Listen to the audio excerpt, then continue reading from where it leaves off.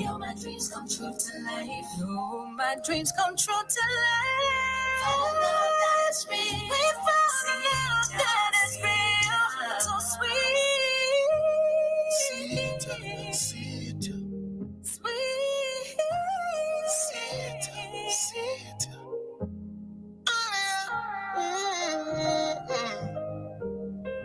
Oh, sit down, sit down, 99.9 WEFM. WhatsApp us or call us at 457-9997. Activated Mornings on WEFM 99.9 is on now.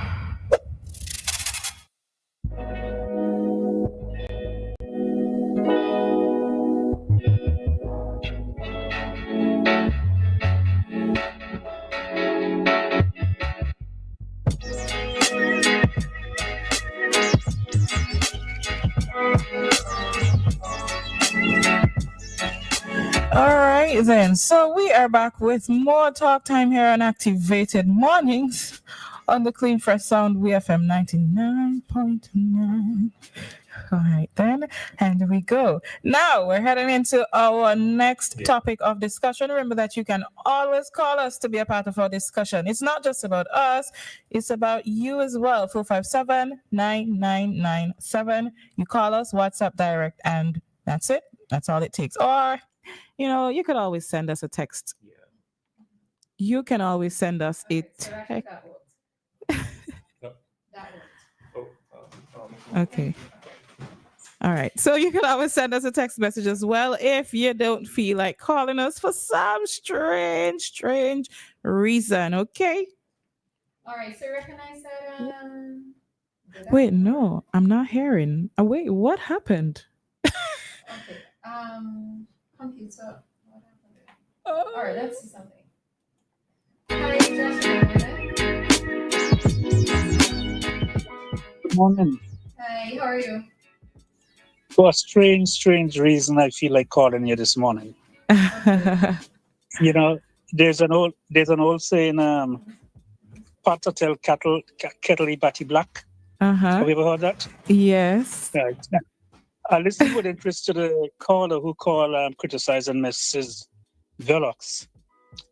Now, he has the right to say whatever he wants to say, but I would suggest to him, before he calls next time, he needs to take a course in English, because I couldn't understand a word I couldn't understand a thing he was saying. And, Roleza, you are quite correct. We are not all experts in every area. I remember being in a forum one time with like a few hundred persons, and the presenter, who happened to be a politician, tried to belittle me, because I used to be very much in the media. He referred to me as a key cutter. He said, "Oh, he's just a key cutter. He needs to find a real job." So the mischievous part of me went to the only exit from the podium, and I activated the security lock. When he was finished, in an attempt to leave, because that was the only way down, he couldn't get out, and everybody was in a panic. They didn't know what to do. Some people were saying, "We need to call a locksmith." Somebody whispered, "Josh, you say." The guy said, "Oh, he's only a key cutter." So I got up, and in less than a second, I was able to open the door and let him out. And I wasn't expecting a standing ovation, but I got a standing ovation. And I walked up to the podium and I said, "You see what a key cutter could do? You got so many degrees behind your name. The only degree I have is the Thomas Saturn Macar." And and I left, you see. So before you be critical next time, take a course in English, because your English is atrocious. All right. So I know that everybody's entitled to their opinion. Josh forgot. All right. So yes, I know that everybody's entitled to having their own opinion, and I don't want for us to go down the road of pulling down other persons or pulling down other callers, right? While it is that, yes, I know that we can recognize I might not be an expert in something, but I don't think that it's wrong for me to necessarily criticize. All right. And I think that is what the caller was doing. They were commenting on one aspect of Miss Velox in terms of her delivery on air, etc., in terms of reading the news, right? There isn't anything wrong with the caller necessarily being critical. The only reason why it is that I came in is that I did not want for it to seem as just because she was weak in one area means that she is weak in every other area of her life, right? But he does, if he chooses to comment and say that she reads poorly, then there is nothing wrong with being critical in that aspect. I may not necessarily be fluent in something, but it doesn't mean that I cannot notice the same challenges in another individual. All right. So yeah, I don't really feel like we need to just be attacking people or attacking callers in that vein, right? So just something to note there. Okay, good. No. All right, so no, it's not quite a no. So I know that Joshua was making a comment about only being a key cutter, right? And I think that for many of us who are on social media recently, we noticed that there was an article and it was in relation to Travis Harry, right? And the reference to him and the position that he had working aboard a cruise ship back in the day. All right, so we have a caller. I will finish my thoughts after this caller. Dave, good morning to you. I don't know what they Dave. What they?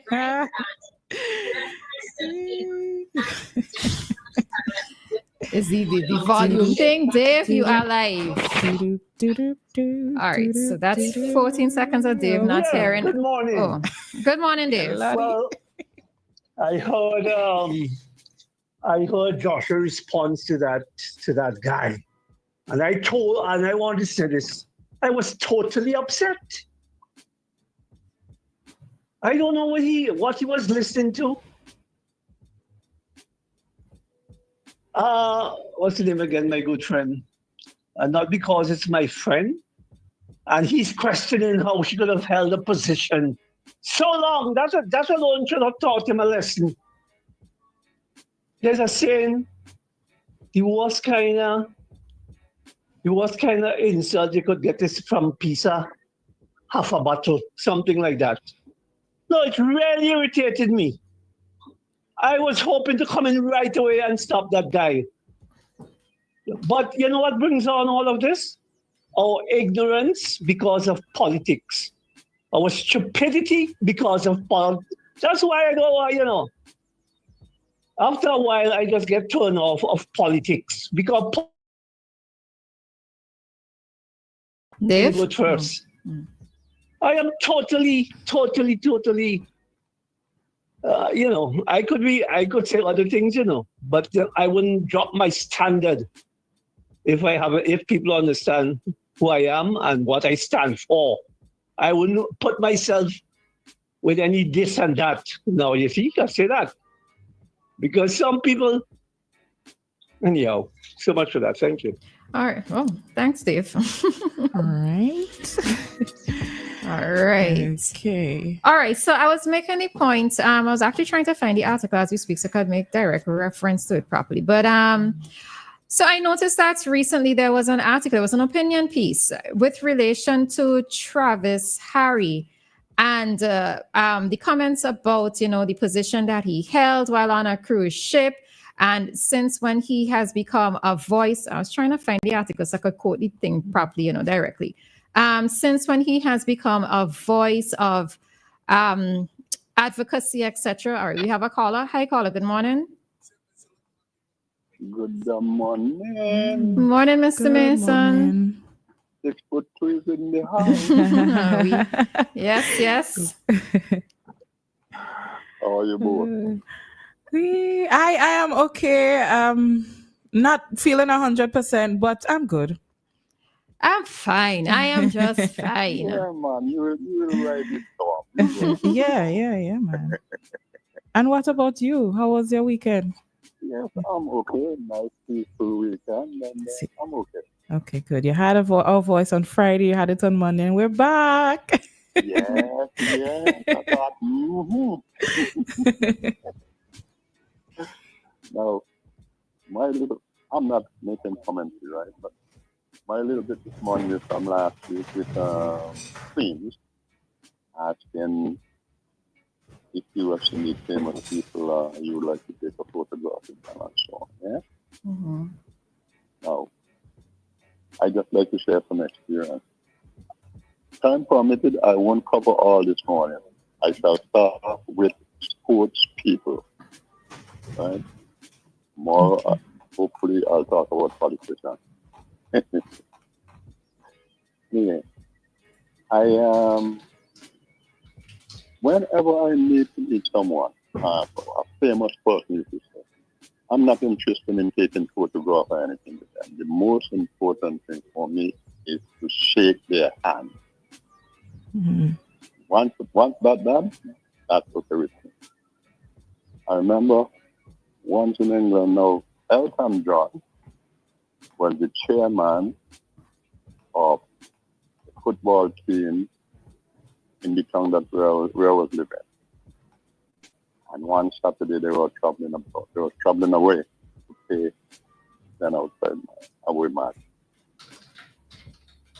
Now I had a free pass. I could travel on any train, anywhere because of my job, right?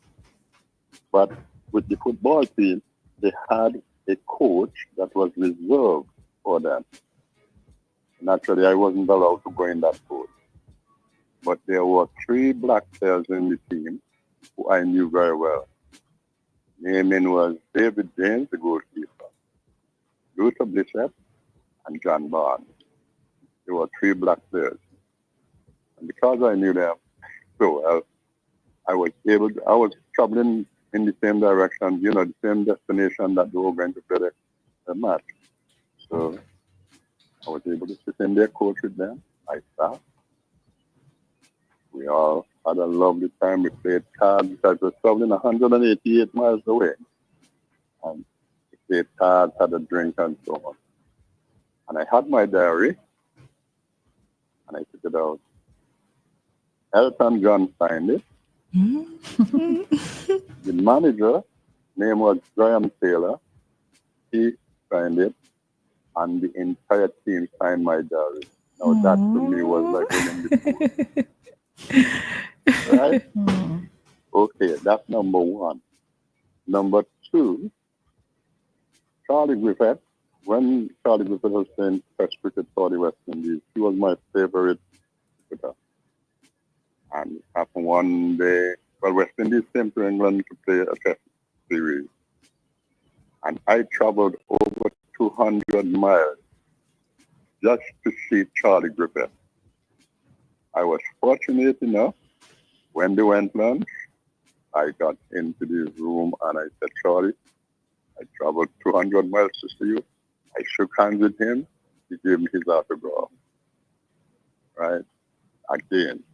No, but the most important one, which I covered last Thursday, was Muhammad Ali. Mhm. The world heavyweight boxing champion at the time. He came to England to promote Ovaltine. And he went into this huge supermarket. There was about 50 policemen who actually formed a human chain around the supermarket, preventing people from getting in. Mhm. Anyway, this one policeman, I knew him very well, so he seized his arm from the other police that he was locked with, and I got inside. And there was Muhammad Ali. Oh, since I was a little boy, I was drinking Ovaltine. That's why I'm the greatest, and so on and so forth. And I got up to him, and I challenged him. I said, Muhammad, you're the greatest man in the world, you want me, right? I said, there's only one man to whop you, and that's me. And he had his hand in my hand, and no, I didn't go there to take a photograph. But it so happened that reporters from the newspaper were covering his, and the afternoon, as I said, when I looked at the front page of the Evening Echo, there I was shaking hands with Muhammad Ali. And as I said, I've got a photograph. That's the amount of people I met. Had I got the chance of taking photographs with them, I'll need 2 photo albums. Wow. Believe me. So that's what I would say. Once I meet the person, once I see a person and I like to meet them and I meet them, shaking hands with them is good enough for me. I don't bother about photograph. So that's my little bit for this morning. Tomorrow I shall go on politician. All right. Okay. All right. Thanks, Mr. Mason. All right. All the best. Have a very good day, ladies. All right. Thank To you as you. well. Thanks. All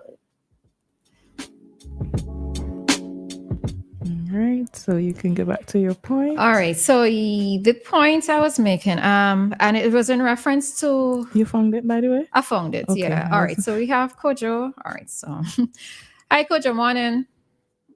Good morning. Morning.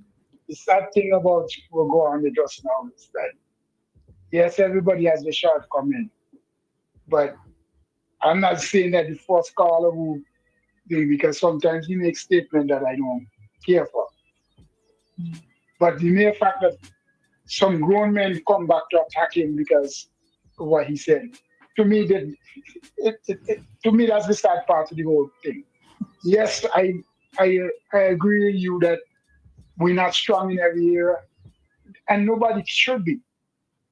Because if everybody's strong in every area, nobody's getting hired, nobody's getting paid, nobody's getting nothing done. But I mean, someone said they're lowering the standard. To me, you're lowering your standard because the way you came on there, you just lower your standard. I don't see why they have to go after the guy like that. I mean, yes, he's very colorful. He's very however you want to call it. He's very passionate in what he says sometimes. And yes, he rushes words. Everybody, as you said already, Chef, if you put me in front of audience, it's different. It's just like some people, they go behind the computer. You bring them out from behind the computer. You hear no word from them. They're going to attack you. They're going to Keyboard attack warriors. you left, right, and center. Yeah. They're going to attack you from behind the computer. And when you take them from that computer and you bring them out in public, the dummy. Yeah, all man a bad man behind a computer. All man a bad man. Yeah. Because it's just you in that computer. So, I don't see why they have to attack him. Yes, we all have our shortcomings, but as you say, not because I'm not a plumber, but if I'm not a full-time plumber, but I could tell you, I could watch certain work going on and realize, but I look like it's right. And because you're a professional, you might tell me I'm wrong, because I don't know. But I've been wrong. You've been around certain things long enough, so you could see things without being a professional of that particular thing. You know what I mean? Yeah. Yeah. I think we need to stop attacking each other like that. That's my thing. That I just get attacked on the radio sometimes, because I don't already come back after people so less big. Yeah. All right. Thanks, Kojo. All right. All right. Yeah. Okay. All right. So the point that I was making. So yes, I found the article, and this ties into a lot of the conversation that we've been having since the first caller with his particular point, right? So there was an article that started off with, all right, I'm not going to get this point out this morning, but okay, we had it to the listeners. Hi, caller, good morning. I'm sorry, darling. I was trying to make another call. Oh, a separate call. Okay, all right, no problem. All right. All right. Yeah. Okay. Sorry about that. No problem. All right, let me talk real fast now. All right, so there was an article that was published on several sites, right? Titled Travis Harry and the Dangerous Delusion of Cocktail Credentials, right? So initially when I saw this, I was like, do I actually want to read this article? Well, or this opinion piece, all right? So then it started off, forgive me, but I never imagined I'd live to see the day when Travis Harry, yes, the same Travis Harry who used to wipe down tables on a cruise ship, would be trying to position himself as a political heavyweight in St. Vincent and the Grenadines. I already don't get turned off from this, right? No, I'm not going to read the full thing on air. I think many persons came across the article before, right? what it is that I would say is what turned me off from the article was the mentioning of his profession or his former profession. And I get so annoyed because, as Joshua said, he was in his speech, when he was speaking in the particular audience, he said he was only a key cutter. And there are times when I wonder if persons are expecting only persons of a certain profession, of persons of a particular socioeconomic bracket, etc., to be speaking on matters. Now, while it is that I can recognize that Travis Harry isn't everybody's cup of tea, and that is fine, because all of us are not going to be everybody's cup of tea. While it is that, yes, I can also understand that maybe there are times when there are topics that he speaks on that maybe he should probably get more professional information to support his point, etc. The point is, are we going to equate somebody's profession with them not being vocal on particular issues? So are you going to say that I am, as a radio announcer, if you know nothing about me before and you only know that I'm a radio announcer, that I shouldn't be speaking on particular matters? And this is what annoys me so much, where there are persons who think that only certain people can be critical of things. Now, one of the other things that I would also say to persons, whether it's in social media, whether it's in radio land, whether it's wherever, right? You may have somebody who's an advocate for a particular cause, right? They're speaking out on this or that matter. If they're presenting information to you that you do not agree with, do you go and do your own research, or do you take everything as gospel, right? So yes, you can come about and you can criticize what somebody is saying, but the onus really is on you, the receiver of whatever it is that is being said, to find out the information for yourself. You know, so even if it's such a case, and I'm talking here about Travis Harry in particular, yes, he may have had this particular profession, but are you saying that because he had this particular profession, which I guess in your eyes is menial, that he cannot be an advocate on certain things? All right. Hi, caller. Good morning. Oh, sorry. All right. So the person who was trying to call, you can call back. All right. I think... And somebody's also commenting. The PM also degenerated Travis in a similar vein, and that is correct, which it is further annoyed me. I see a lot of those things happening with persons speaking on people's profession and whether they should be able to speak on certain things, because it is my opinion that the world that we're living in and the world that we're heading into, there's a lot more of that that's going to happen, and we sort of are facilitating that. Because there is now this thing where if you don't have a degree, or if you don't have a certain degree, you're basically useless and you don't know certain things and you shouldn't be here and you shouldn't do that. And I don't think that is going to change anytime soon, because that is becoming the thing, the in thing, and persons are using that as fuel for their fire. Unfortunately, I don't think that this should have happened. But then again, to hope for it to not happen again, I'm not going to do that, because I feel like it will continue.